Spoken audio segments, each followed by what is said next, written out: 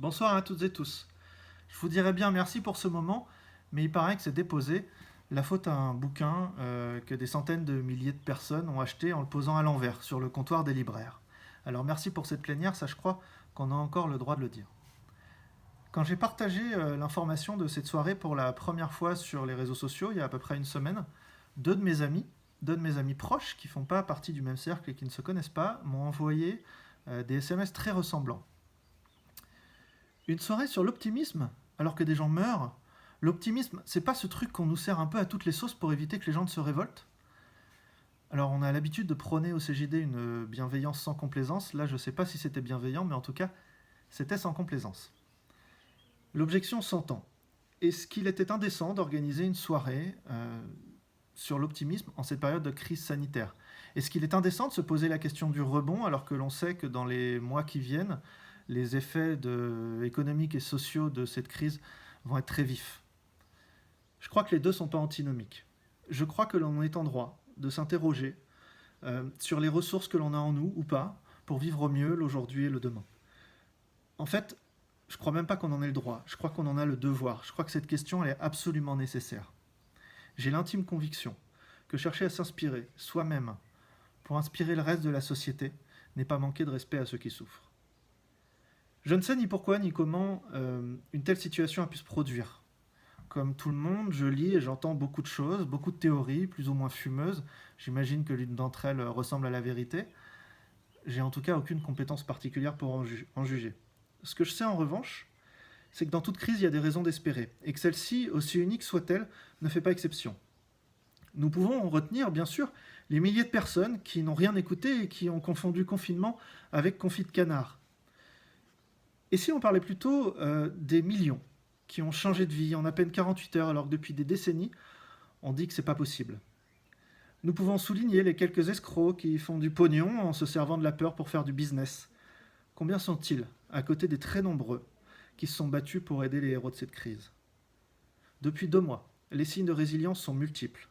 Des millions de personnes ont cherché à faire preuve de solidarité, en fabriquant des objets de première nécessité pour les soignants, en cuisinant des gâteaux pour les EHPAD, en écrivant à des personnes âgées qu'elles ne connaissaient pas. Les entreprises n'ont pas été en reste, beaucoup sont transformées pour fabriquer des masques, des surblouses, du gel hydroalcoolique. Si nous devons retenir, à mon sens, une chose de cette période de confinement, c'est cette envie, ce besoin irrépressible d'être ensemble, de vivre ensemble, ce besoin impérieux de maintenir un lien social entre nous, comme le prouve la soirée que nous vivons ensemble maintenant. Ça aussi, c'est un formidable signe de résilience sur lequel on peut construire beaucoup de choses pour demain. Mes deux amis, bien sûr, m'accuseront de vouloir voir à tout prix le verre à moitié plein alors qu'il est à moitié vide. Je crois pas, je crois que j'essaye au contraire de rester très factuel. Et de toute façon, je crois que cette histoire de verre, elle tient pas la route, parce qu'à l'heure qu'il est, on sait très bien comment il va finir le verre. Je voudrais en revanche revenir sur ce qu'a dit Anne en début de cette soirée, en introduction. Contrairement à certains propos entendus la semaine dernière, il est évident qu'opposer économie et responsabilité sociétale n'a aucun sens. Chaque jour, nous nous battons au CJD pour prouver qu'excellence économique et excellence environnementale riment et doivent rimer. Chaque jour, nous travaillerons au national, dans nos régions, dans nos sections locales, pour faire de nos entreprises un formidable lieu d'épanouissement et d'accomplissement de soi. Pour faire en sorte que plus jamais un dirigeant ne se sente seul devant les responsabilités qui sont les siennes, et pour que chaque instant passé dans notre mouvement soit du temps de gagner.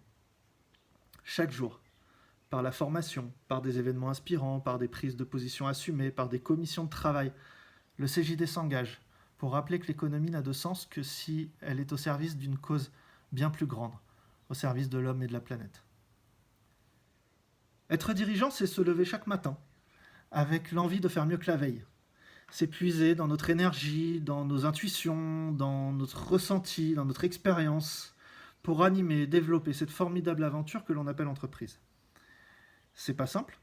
Cela sous-tend un certain nombre de choses. Cela sous-tend notamment suffisamment de confiance en soi pour n'avoir pas peur de se remettre en question. Cela sous-tend suffisamment de rigueur et de rationalité pour croire en Excel plus qu'en n'importe quel autre dieu. mais suffisamment de folie en même temps pour penser que l'on peut transformer le monde. Être dirigeant, c'est croire en demain. Être dirigeant, c'est être optimiste. Et je crois que parfois ça fait du bien de se rappeler qu'on a des très bonnes raisons de l'être. Vive la République, vive... Pardon. Merci beaucoup pour votre écoute. Prenez soin de vous, à très vite. Ciao.